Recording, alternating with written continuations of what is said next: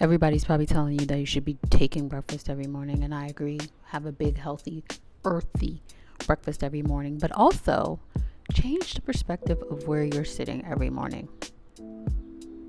It'll make sense in a little bit. Now I'm going to sit down because I have no need to be in your face like that. What I will talk about though today is that this is my series about how to grow taste in real life. Now, what are my qualifiers? Maglie, what do you know that you can teach me how to grow my taste? Well, of course, let me tell you. Well, I'm an engineer, right? By trade. And you're like, what do engineers know about taste, right? We're notorious for being very not tasteful people, sloppy shirt, work in dark rooms. But also, I'm an essayist. I am a cinephile. I write scripts. I write short stories. I also make my own clothes. I also design my own clothes. I do a lot of things just for the fun, just for the gigs. And I'm also well versed in many cultures. I'm also very much in tune with the shifting of times, right? As we all call it in the times of AI. Now, for what you're here for, how to grow taste in real life. Now, I'm going to start this series very direct. I want to give you little weird habits that you can do every day to increase your taste profile. How do you mean? How do I mean? You can build habits that will help you incrementally, is that a word? By increments, increase not just your taste, right? Because that's very vague. But how you're able to decipher and give value to things based on texture, material, meaning, assumed meaning, and assumed value. That, my friend, is taste. Now, the one thing I'm doing right now that you probably don't even notice is that I am sitting here and I'm actually drinking my coffee in front of my table.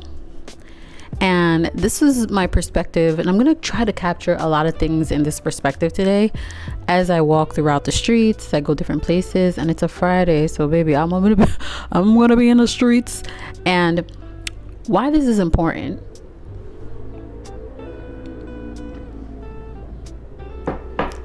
is that I find the biggest disqualifier from people who have taste and people who don't have taste is perspective. So the one thing I try to do every day is take my breakfast in a different spot of the same room. Why? Have I been to multiple spots of this room? Yes.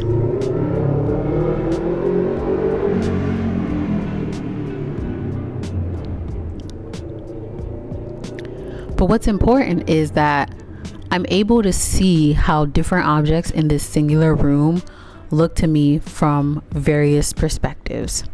I'm training myself to understand my room in depth.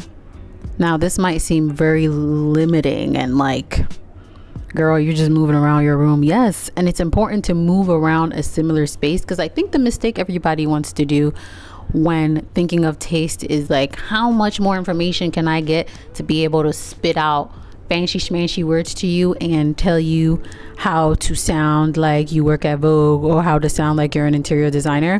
And baby, that's not gonna help you. It's not gonna help you, because if you don't understand what you like and why you like it and the perspective from which you like it, then you're not going anywhere, dude. So tune in, settle down, learn this first. And this is something we're doing right away, something you could do right away.